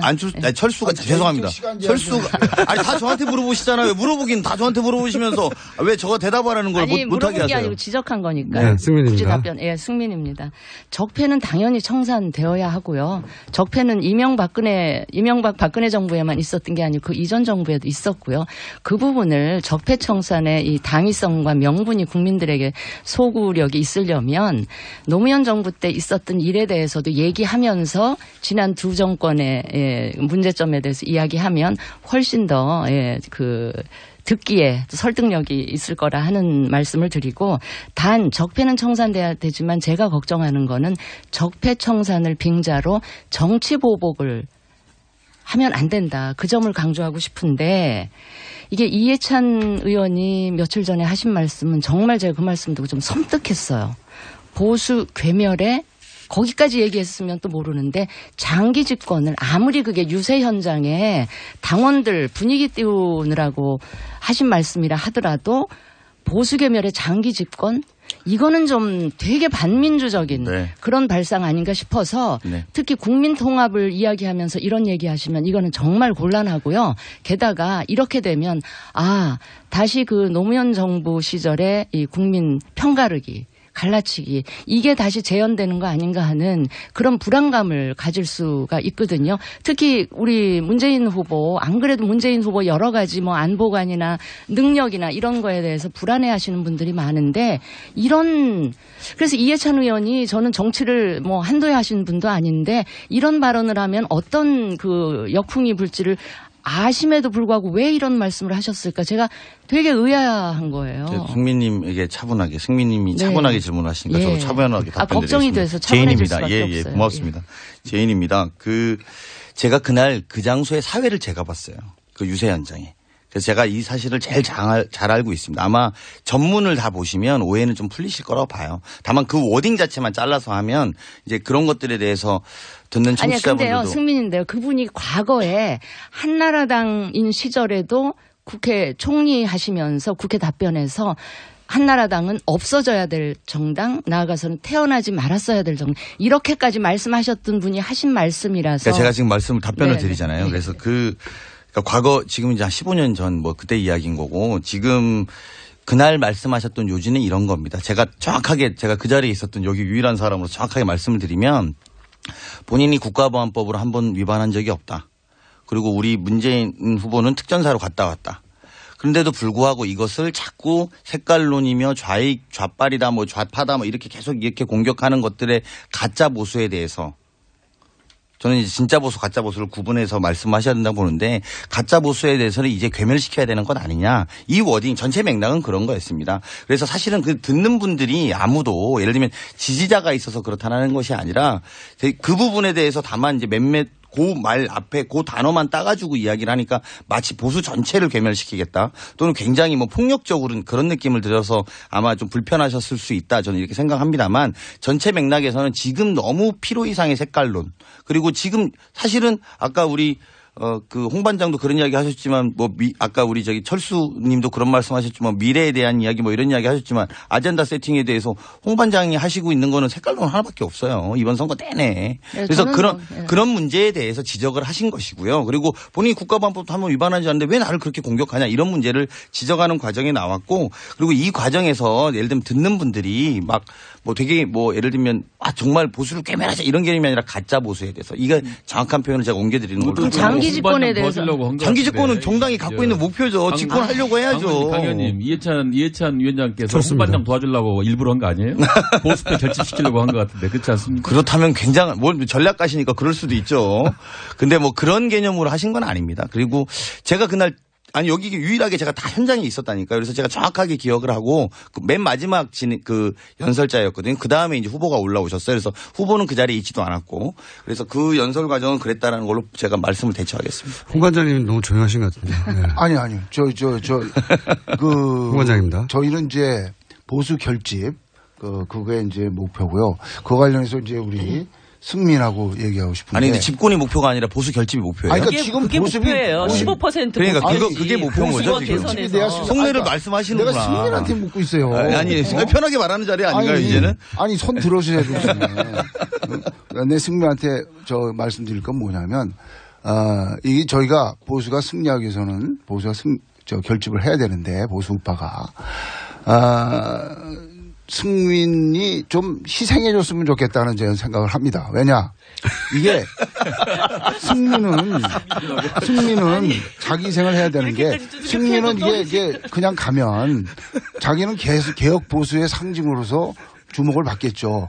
그러나 그 밑에 다른 의원들은 어떻게 됩니까? 미래를 내죠. 그리고 개혁을 하려면 같이 합시다. 우리 당 안에 들어와서 같이 개혁하고 같이 세를 형성해서 정치는 세력인데 뭐 잘못된 세력이 있으면 우리가 개혁을 하고 바꾸면 되지. 이번 기회에 열몇 명 다시 합류하는 기회에 저는 나머지 분들로 또 거시적인 관점에서 판세를 좀 크게 보고 좀 같이 합류하셔서 안에서 같이 개혁합시다. 보수 유승민 후보가 얘기하는 따뜻한 보수, 건전한 보수 할 수 있어요. 우리 같이 해봅시다. 저는 그거에 대해서 어떻게 생각하시는지. 예. 물어주셔서 너무 감사합니다. 승민입니다. 유승민 후보 작년 겨울에 새누리당에서 그렇게 개혁하려고 발버둥을 치다가 도저히 안 되겠다 그래서 나왔습니다. 자꾸 개혁 하시는데 자유한국당은 개혁 기피당 아닙니까? 개혁에 대해서 알러지를 일으키는 당에서 같이 들어와서 개혁하자? 저는 모르겠어요. 좀 가증스러운 이야기 같아서. 아니에요. 저한테 저 얘기 다 안 끝났어요. 자꾸 보수 결집 그러는데 저희가 하려고 하는 바른정당이나 유승민 후보가 하려고 하는 보수는 지금 자유한국당의 보수하고는 너무나 결이 다르기 때문에 도저히 같이 할 수가 없고요. 지금 자유한국당에서 또 우리 홍준표 후보 우파 가치 얘기하는데 저는 홍준표 후보가 얘기한 우파 가치라는 게 여성은 설거지 하면 되고 또 무슨 여자는 흥분제 먹여서 그냥 강간해도 되는 대상쯤으로 여기는 이런 게 과연 홍준표 후보가 갖고 있는 우파 가치인지 저는 되묻지 않을 수가 없고 자꾸 보수 결집하지 마세요. 그리고 유 후보 보러 희생하라고 하지 마세요. 같이 가는 거 아닙니다. 우리 같이 할 수 없습니다. 어떻게 따뜻한 보수로 개혁하려면 홍준표 후보가 사퇴하시면 돼요. 그러니까 이게 저는 합리적인 이야기죠. 승민한테 말씀드리는 게 작년 12월에 너무 쉽게 포기하고 나가셨다는 거예요. 그 정도도 견디지 못하고 포기하면서 무슨 나가서 개혁을 합니까? 안에서 포기하지 말고 개혁하라는 거고요. 그리고 아까 홍 반장을 공격을 하셨는데 아니 대중분자는 자기가 한 것도 자기가 스스로 반성한 거예요. 내 예수님 생각이 나더라니까. 예수님이 그랬잖아. 아니 예수님이 그랬잖아. 그 가늠한 여자한테 죄 없는 자 돌던 자니까 하나도 못 줘. 스스로 반성 안 한 사람들이 더 많아요. 그거 그렇게 하면 너무 심각한 아니, 이야기예요. 돼지발정제 2탄이 나왔습니다. 여러분. 자기가 반성한 사람을 공격하면서 스스로 반성하지 않는 사람들이 더 많다는. 그러니까 아니 어떻게 강간보호 문제에 대해서 비판한 것에 대해서 신불린데요. 아니 이거는요. 반성한 사람을 한 번이 아니고 한 달 내내 하잖아요. 아니 한 달 내내가 아니라 국회의원 당시에 자서전을 쓰면서 신불립니다. 국회의원 당시에 자서전을 쓰면서 그 얘기를 다시 기록했다는 건 뭡니까? 내가 젊은 청년 시절에 이런 일도 있었다니까 이러면서 무용담을 쓴 거예요. 자기가 진솔하게 TV 토론에서 그리고 반성까지 했어요. 사과까지 했어요. 그걸 또 묻고 또 아니 묻고 또 그런 강간모의 과정은요. 몇 마디 반성으로 되는 일이 아닙니다. 대통령 후보로 자격이 없어요. 그거는. 제인입니다. 아니 저는 제인입니다. 제가 여성으로서 정말 분개하고 분노하지 않을 수 없었습니다. 설거지 문제도 그렇고요. 그 돼지 흥분제 그 건을 겪었던 사람이 어떻게 청년들이요 나를 멘토로 삼으라. 롤모델. 정말 기가 막히고 코가 막히고 삼으라. 노릇이죠. 정민의 대변자. 예수 이야기 하셨는데요. 정말 이 방송 듣고 있을지 모르는 이 대한민국의 온 기독교인들이 기독교 신자들이 이거는 들고 일어서야 될 그런 사안이라고 생각합니다. 지금 이 자리에서라도 예수를 비유한 거는 예수님 비유한 거는 취소하셔야 될 것 같아요. 아니, 예수님 말씀이 죄 없는 자 돌던 자를 하셨다 이거예요. 아니 그러니까 모든 국민들이 다 그런 식의 강간 모의범이었다라는 얘기를 하시는 거예요. 그거는 반성한 사람한테 그리고 스스로 사죄한 사람한테 한 번 있으면 될 거를 토론 때마다 하는 게 잘못된 제인입니다. 후보 사퇴 안 하고 계속 지금 대선 레이스를 뛰고 있기 때문에 그 얘기를 계속하는 겁니다. 아니 제인입니다. 말로만 사과한다고 해서 될 문제입니까? 저는 그 인식도 문제라고 봅니다. 지금 대통령 후보로 나오지 말아야 될 분이 나오셨다는 이야기를 지적하고 있는데 우리는 말로 사과했잖아요. 이렇게 풀 문제가 아니고 잠깐만요. 제가 마저 말씀드릴게요. 마저 말씀드릴게요. 저 마저 말씀드릴게요. 저 여기다가 더 생각해 보면 본인이 17대 때 쓴 것도 적절하지 않다고 저는 봅니다. 어떻게 그거를 자기 고백적으로 쓴다고 그게 해결이 되는 문제입니까? 그러니까 반성하고 사죄한 거 가지고 메인 아이템도 아닌 거 가지고 뭐 토론을 때마다 얘기를 하니까. 메인 아이템이에요. 대한민국 50% 여성들이 공포를 느끼는 문제입니다. 이거는. 어떻게 저런 분이 뻐젓이 대한민국의 대통령이 되겠다고 정말 부끄럽지도 않나. 본인이 45년 전에 일 가지고 고백을 했고. 홍반장입니다. 그리고 거기에 대해서 홍반장입니다. 고백을 했고 고해성사까지 했고 거기에 대해서 진솔하게 사과했어요. 그러면 지금 대선 과정에서 그게 메인은 아니잖아요. 자서전을 쓸 때는 고백을 한 게 아니에요. 자기 무용담을 쓴 거예요. 그러다가 이번 대선에서 그 문제가 불거져 나오니까 어쩔 수 없이 지금 사과하신 거죠. 맞죠. 그리고 자서전에서도 무용담 플러스 이런 것도 있었을 거예요. 그 국회의원 시절에 쓴 거면 본인이 이걸 통해 갖고 다른 분들한테 제인입니다. 메시지를 준 거예요. 제인입니다. 그래서 더 이상 이야기하지 말아라. 이 문제에 대해서 나는 이렇게 고백했으니까 다른 분의 입막음 정도였지 그게 본인의 솔직한 고백이었다고 생각하지도 않습니다. 이 문제는요. 얘기하면 홍반장입니다. 얘기하면 얘기할수록 우리가 불리해요. 아니 아까 신불립니다. 우리 아까 유승민 후보한테 들어와서 따뜻한 보수 개혁 같이 하자 이 말씀을 하셨는데요. 제가 볼 때는 일단 홍준표 후보님은 구제불능이세요. 제가 볼 땐 계속 지금 이 대선 과정에서도 따뜻하기는커녕 국민들 간담 서늘하게 하시는 그런 발언을 계속하고 있기 때문에 잠깐요. 그렇기 때문에 진짜 그런 개혁이 필요하다면 그래 우리가 이때까지 보수가 너무나 모나고 국민들 괴롭혀왔고 지난 4년 동안 이 정도 했으면 그러면 이번에 내가 물러나고 따뜻한 보수 하려고 하는 유승민 후보가 한번 뛰어봐. 이 정도는 돼야지 개혁을 하려는 의지를 엿볼 수가 있는 거예요. 지금 와가지고 유승민 후보는 사퇴하고 양보해라 이러면서 들어와서 개혁하라.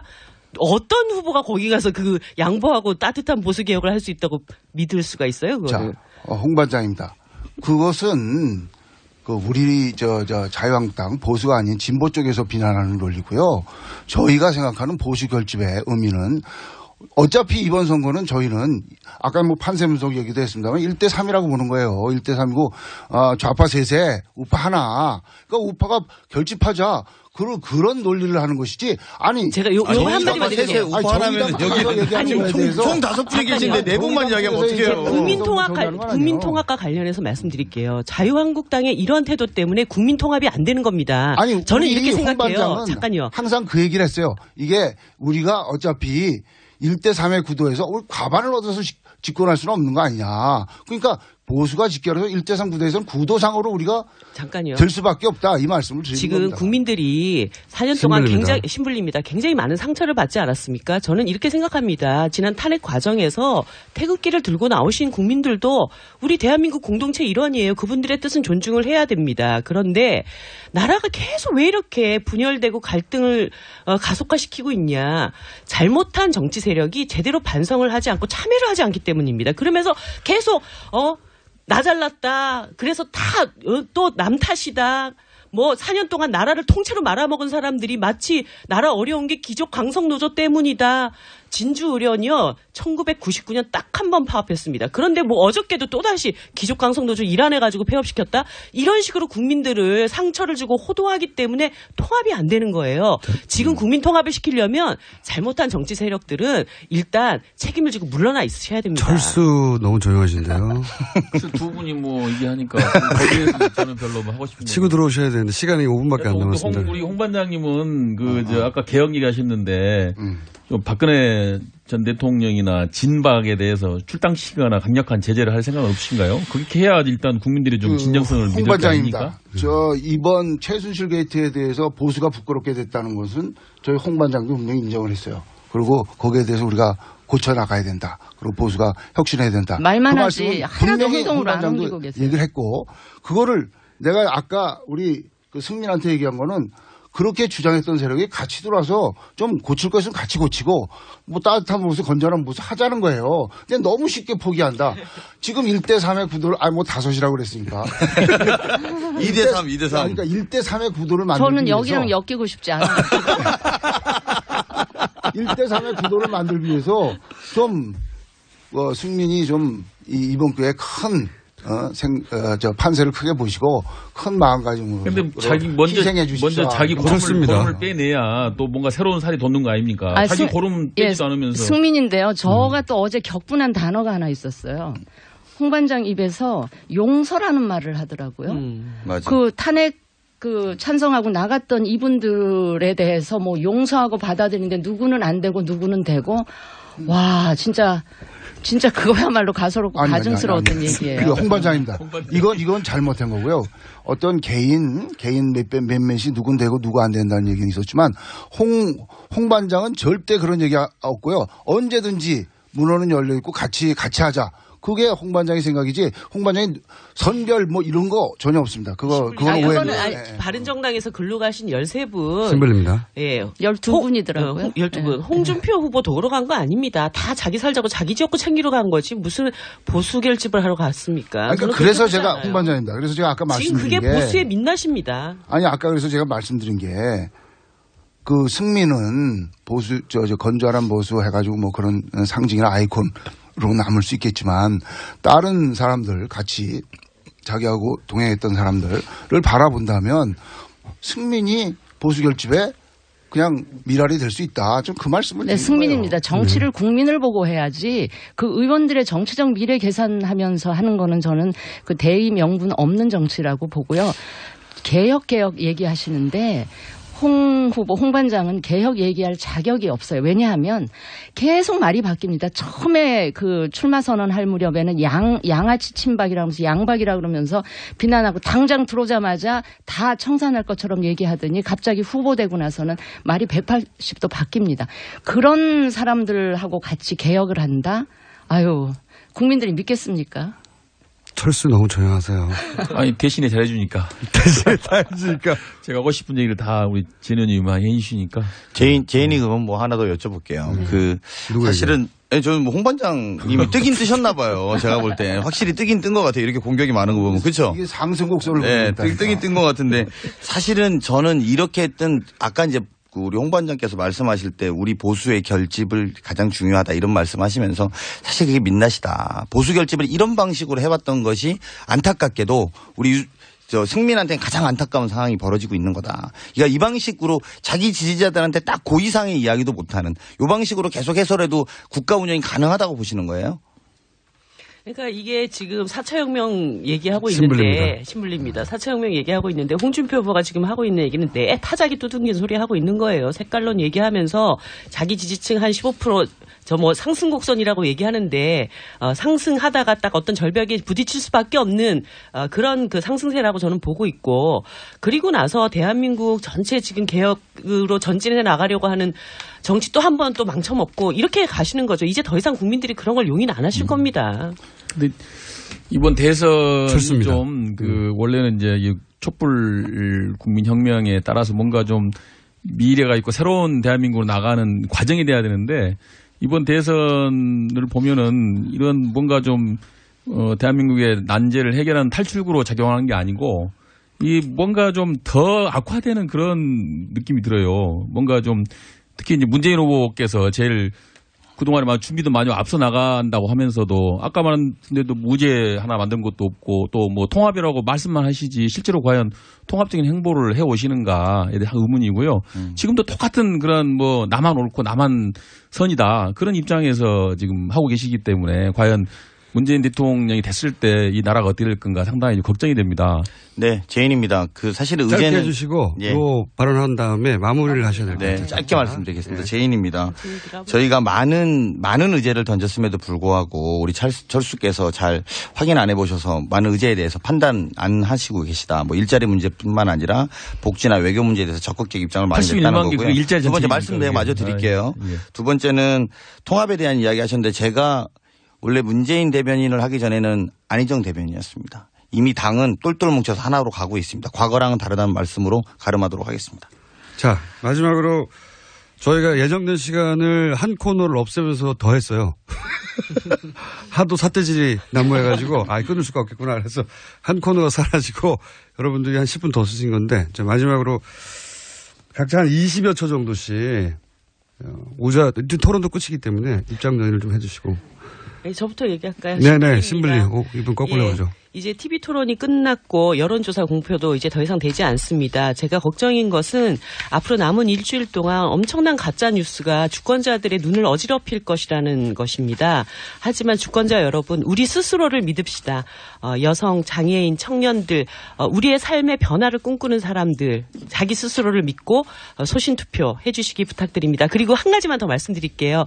정의당 작은 정당이고 좀 가난한 정당입니다. 다른 정당 한 10분의 1 되는 선거 자금 가지고 지금 뛰고 있는데 이제 일주일 동안 소외된 사람들의 목소리를 더욱더 키울 수 있는 힘을 주십시오. 정의당으로 후원도 많이 부탁드립니다. 자. 네, 승민입니다. 국민 여러분, 간곡히 호소드립니다. 지난 두 번의 보수 정권의 피로감에다가 탄핵까지 겹쳐지다 보니까 지금 진보 쪽으로 매우 기울어진 운동장에서 대선이 치러지고 있습니다. 물론 자연스러운 현상일 수는 있겠습니다만 이렇게 기울어진 운동장에서는 결코 정치가 바로 설 수 없고 대한민국 고도 순항할 수가 없습니다. 국민 여러분께서 좀 균형을 잡아주셔야 합니다. 아무리 보수가 밉고 또 못마땅해도 새로운 보수의 싹은 좀 틔워주시기를 감히 말씀을 드립니다. 저희 유승민 후보와 바른정당이 그 일을 해내겠습니다. 비록 어제 정말 안타깝게도 10여 명이 넘는 의원들이 바른정당을 떠났습니다만 우리를 안타까운 마음으로 바라보는 그리고 응원하고 격려해 주시는 국민들 바라보고 어렵고 힘들고 시간이 걸리겠지만 그 길을 꿋꿋하고 당당하게 나아가겠습니다. 일주일 남았습니다. 사표 걱정하시지 마시고 대한민국 미래를 위해 정말 깨끗하고 정의롭고 능력 있는 유승민 후보 선택해 주시면 여러분의 그 선택은 분명 의미 있는 선택이 되실 거라고 감히 말씀을 드립니다. 여러분 부탁드립니다. 예, 철수입니다. 말만 입만 열면 안보 하는 그 보수 정당에게 정권 맡겼더니 안보가 제일 많이 망가졌습니다. 또 양극화해서 비정규직 문제 해결하겠다고 입만 열면 떠드는 소위 말하는 진보 정당에게 정권 맡겼더니 양극화 더 심화되고 비정규직 양산한 단초를 제공했습니다. 한마디로 말해서 기성 정치는 낙제점입니다. 국민들은 지긋지긋해합니다. 이번 선거는 기성 정치에 대한 심판입니다. 이것은 우리나라뿐만 아니고 전 세계적인 흐름이죠. 프랑스 대통령 선거에서도 오직 했으면 국회 의석 한 석도 없는 정당 후보가 1위를 했겠습니까? 이번 대통령 선거도 박과 열풍이 저는 반드시 표로 나타날 걸로 봅니다. 그 중심에 그 선두에 안철수 후보가 있습니다. 반드시 새로운 정치 실천해서 국민이 중심인 국민이 주인인 나라 만들겠습니다. 꼭 지지해 주십시오. 20초 하라 그래서 온통지 않겠대. 네. 이렇게 길게 하시는 거. 네. 할 수 없어요? 네, 홍반장입니다. 국민 여러분, 지금 국가 원수가 탄핵되고 구속된 비정상적인 상황입니다. 국내의 위협도 점증하는 시대입니다. 국가 비상시국에 가장 필요한 소신과 결기와 배짱 있는 홍준표 홍반장입니다. 저희가 뒤늦은 출발을 했습니다마는 실버 크로스는 이미 지났고요. 이제 한 사람 남았습니다. 보수 세력이 단결해주면 골든 크로스도 가능합니다. 실망시키지 않는 정치로 강하고 행복한 대한민국 만들겠습니다. 도와주십시오. 기적의 승리 꼭 이루겠습니다. 네, 제인입니다. 마지막 남은 시간 동안의 저희는 전력을 다하는 겁니다. 남은 기간 동안 최선을 다하겠습니다. 말씀드렸던 것처럼 5월 9일 대통령이 뽑히면 다음 날부터 바로 국가 운영을 해야 됩니다.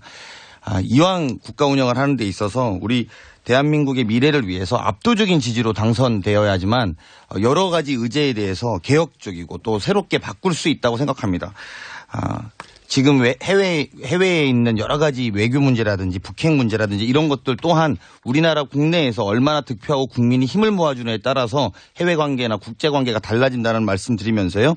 바로 지금까지 불안하고 힘들었던 삶의 시간을 5월 9일 날 마무리 짓도록 하겠습니다. 감사합니다.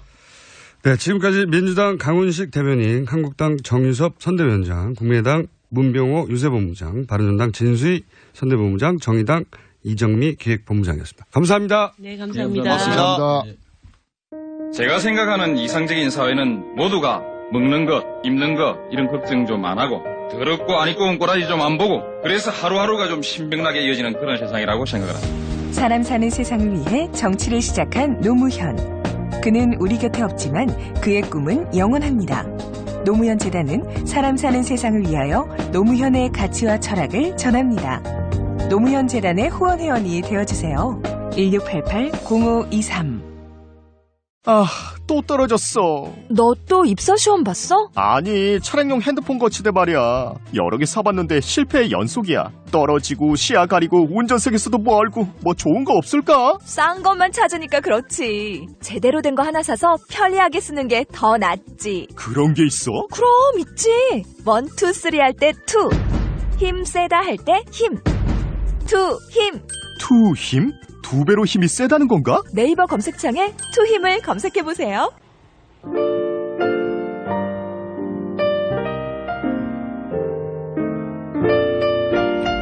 예, 불친절한 AS. 남자친구가 김호준 씨 방송을 못 보고 못 듣게 해요. 같이 정치 얘기하고 집회 나갈 수 있어 좋다고 할 때는 언제고?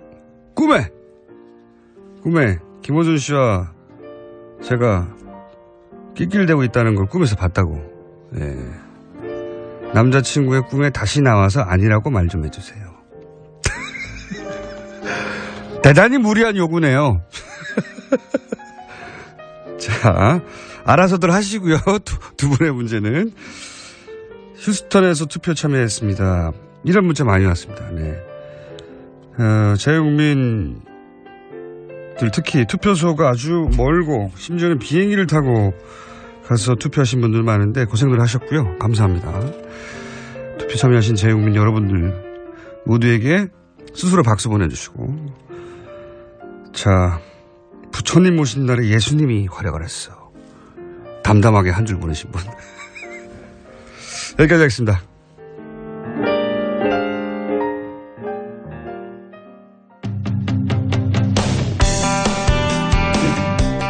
자, 오늘부터는 여론조사 공표 금지가 시작되는 날입니다. 다만 어제까지 조사한 여론조사의 결과는 오늘 이후에도 발표를 할 수 있는데 새로운 여론조사를 할 수 없는 거죠. 그래서 오늘 마지막 여론조사 사실상 저희가 오늘 다뤄보고 옵니다. 권순정 리얼미터 소설실장.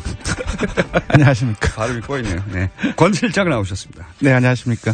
자, 이 조사는 언제 이루어졌습니까? 네, 5월 1일과 2일 이틀간 이루어졌습니다. 그러니까 5월 3일이 오늘이니까. 네, 어제 1, 그제. 2. 네, 마지막이네요, 맞습니다. 사실상. 네. 예.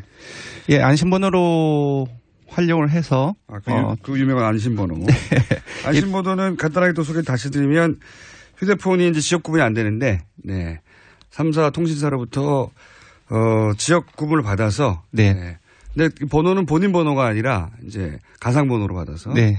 신분도 보호되면서 지역 구분도 되는 그걸 안심번호라고 합니다. 예, 골고루 받을 수 있습니다. 그래서 이제 여론조사 정확도가 좀 더 높다. 이렇게 알려져 있는 조사 방식입니다. 네. 자, 결과가 어떻습니까? 네, 지금까지 홍준표 후보하고 안철수 후보가 이제 거의 오차 부분의 박빙의 조사 결과가 많이 나왔는데요. 박빙으로 뭐 좀 앞서기도 하고 뒤서기도 하고 이런 네. 결과들이 나왔습니다. 네, 어제 조금 놀란 결과가 나왔는데 소수점 한 자리까지 같은 동률인 결과가 나왔습니다. 그래요? 예, 맞습니다. 아, 이거 참 절묘하네요. 예, 홍 후보가 18점, 네, 홍 후보 안 후보가 동률로 18.6%가 나왔고요. 문재인 후보가 42.4%. 이게 그 2주 전 그 동일 조사하고 비교를 하면 소폭 하락세이긴 하지만 이제 조금 전에 소개해 드렸던 18.6%하고 차이가 한 23.8%포인트 차이가 납니다. 아, 차이는 더 벌어졌군요. 네, 일강 독주가 이어지고 있다고 봐야 되겠고요. 심상정 후보 역시 7.3%로 강세가 이어지고 있습니다. 유승민 후보는 4.9%, 5%에 근접하고 있습니다. 네. 유승민 후보도 한 1몇 프로 상승했네요. 네, 맞습니다. 2주 전에 정확히 2주 기간이 이전 조사하고 지금 조사하고 흘렀는데 조금씩 전부 다 상승을 했는데 홍 후보 같은 경우는 거의 2배가 뛰었고요. 안 후보 같은 경우는 2주 전에 비해서 13.7%포인트 하락을 했습니다. 그래서 2주 전에는 30%대였는데 이번에는 이제 10%대 후반으로 떨어지게 된 거죠. 2주 만에 13.7%는 하락폭이 진짜 큰데요. 네. 사실상 안철수 후보 같은 경우 2주 전에 충청권과 대구 경북 50대와 60대 이상 보수층에서 모두 1위를 기록했습니다. 근데 이 지역 60대 이상이라든지 보수층 이런 곳에서 전부 다 홍 후보한테 1위 자리를 내주었습니다. 이제 문재인 후보도 2주 전에 비해서는 1.4% 하락했다고 했으니까 이 문재인 후보, 안철수 후보의 하락폭을 홍준표, 심상정, 유승민 후보가 각각 나눠서 가진 거네요. 네, 그렇게 볼 수 있겠습니다. 물론 이제 정확하게 어디로 갔는지도 분석이 필요하지만 네, 맞습니다. 네. 전체적으로. 네. 자, 그러면은 일강이 좀 더 강화됐다고 볼 수 있고 결과치는요? 네, 일강이 강화됐다고 볼 수 있고 유권자들의 심리 또한 대선 전망에 한 사람으로는 좀 몰리는 경향이 나타났는데요. 저희들이 당선 가능성 조사를 항상 합니다. 이것은 현재 지지율을 보려고 하는 목적이 아니라 이번 대선에서 유권자들은 대선 또는 누가 될 것으로 전망하는지 또는 심리를 보고자 하는 것인데요. 2주 전에 비해서 이 당선 가능성에서 문 후보가 10.7%포인트 상승해서 70%를 넘었습니다. 그러니까 홍 후보 같은 경우는 13.5%, 안 후보 같은 경우는 8.7%, 특히 안 후보 같은 경우는 2주 전에는 당선 가능하다라는 응답이 29.4%가 나왔는데요. 2주 후에는 8.7% 떨어졌습니다. 홍준표 후보와 안철수 후보는 사실 이 리얼미터 기준의 마지막 여론조사를 가지고는 이제 각각 본인들에게 유리하게 해석해서. 네. 왜냐하면 홍준표 후보가 소수점 뒷줄까지 다 따졌는데도 홍준표 후보가 이긴 것도 아니고 안철수 후보가 이긴 것도 아니기 때문에 이 깜깜이 대선에서는 어떤 의미에서는 두 후보한테 공평한 결과다. 그렇죠. 어제 물론 두 결과, 후보는 각각 다 공평하다고 생각하지 않겠지만. 결과가 너무 놀랐는데 소수점 한 자리까지 같았으니까 일단 숫자 자체로는 공평한 그 시작 시점에서 새로운 시작 시점에서 출발을 해야 한다라고 볼 수 있겠습니다. 공평하다는 의미는 이제 이 결과를 가지고 자신들에게 유리하게 활용해서 깜깜이 대선에 쓸 수 있는 그런 수치가 나온 게 아닌가. 양쪽 모두 이제 여기서 다시 치고 올라갈 수 있다고 이제 할 수 있으니까요. 그렇습니다. 자, 그러면 탄세 변화가 있을 수 있다. 이런 관점에서 남은 조사가 있나요? 수치가? 예.